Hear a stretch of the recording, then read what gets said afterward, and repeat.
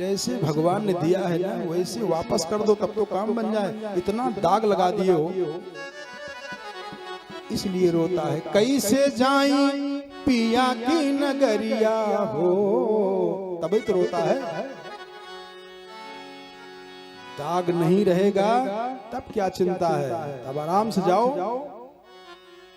ऋषभ देव जी महाराज अपने पुत्रों को समझा रहे हैं कि तपो दिव्यम पुत्र कायेन सत्वम शुद्धेत्यस्मात् ब्रह्म सौख्यम त्वनंतम महत् सेवाम द्वारमाहुर विमुक्तेस्तमोद्वारम योषिताम संगी संगम। बड़ा सुंदर उपदेश उन्होंने बताया।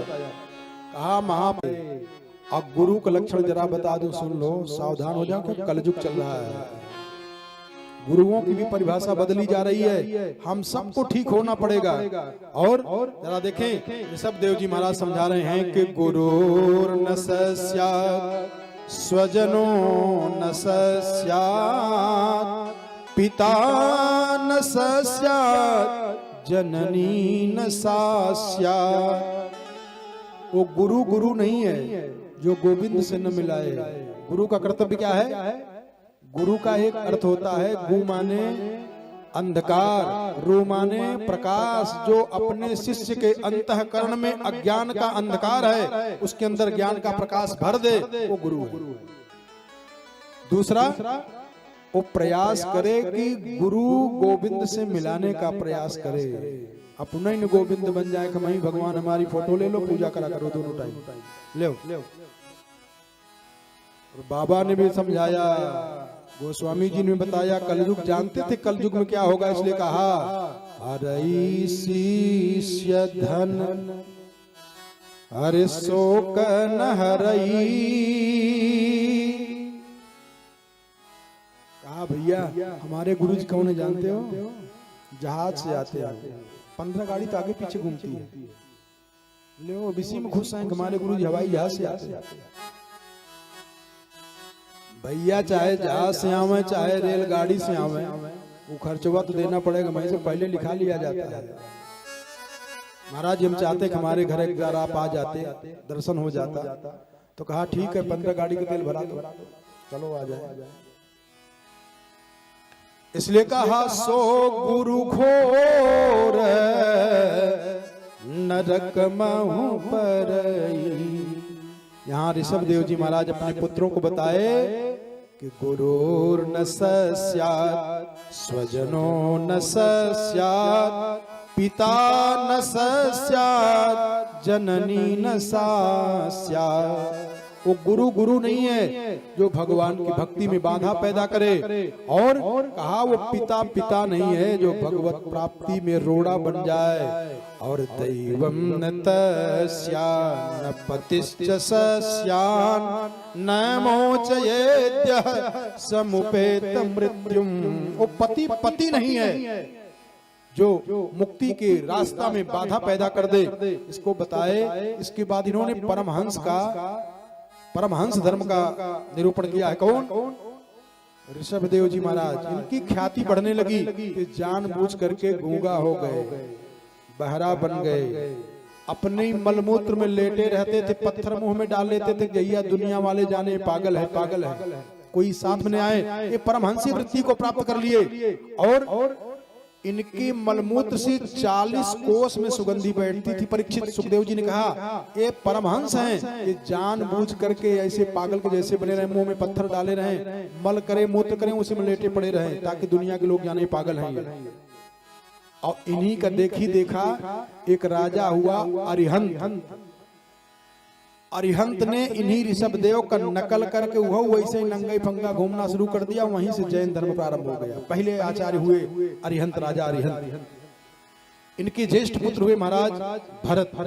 भरत जी शासन करने के बाद चौथी अवस्था में जाते हैं, गंडकी नदी में स्नान करने लगते हैं। और जब गंडकी नदी में स्नान करते हैं, सुखदेव जी महाराज राजा परीक्षित कहते, परीक्षित उसी समय एकदा तू महानद्याम कृताभिषेक नयमिका वश्यको ब्रह्माक्षरम अभिगृणानो मुहूर्तत्रय मुदकांत उपविवेश।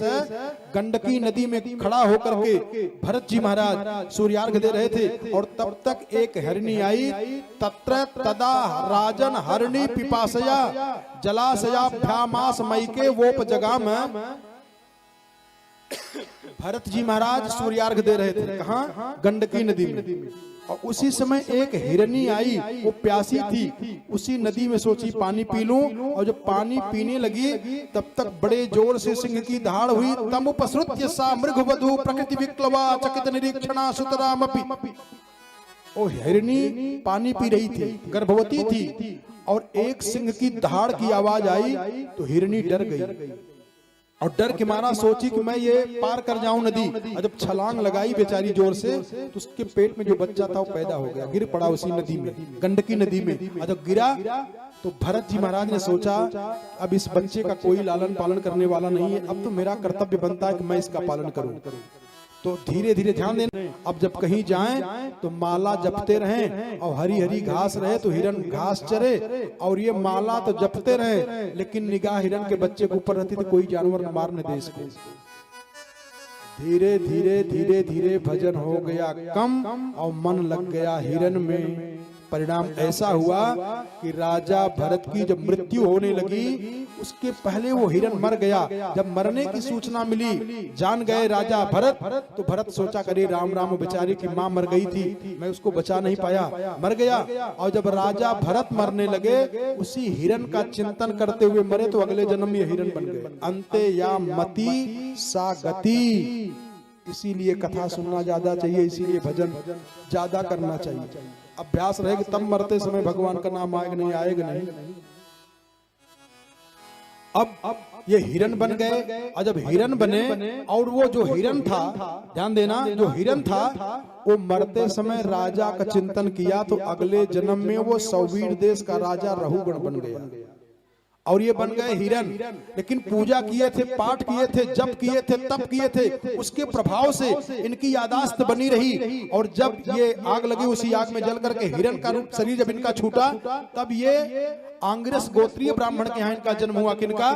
भरत जी महाराज का, जो ऋषभ देव जी के ज्येष्ठ पुत्र थे, वो हिरन बने। आग लगी जब मरे, तो अगला बार उनका जब पुनः जन्म हुआ, तो आंगिरस गोत्रीय ब्राह्मण के यहाँ इनका नाम हुआ भरत। फिर इनके पिताजी ने भरत नाम रख दिया। और 3 वर्ष बीत गया, ध्यान देना, 3 वर्ष बीत गया, इनको गायत्री मंत्र नहीं आया। तो इनके पिताजी ने गुस्सा में कहा कि जड़ भरत है, मूर्ख है।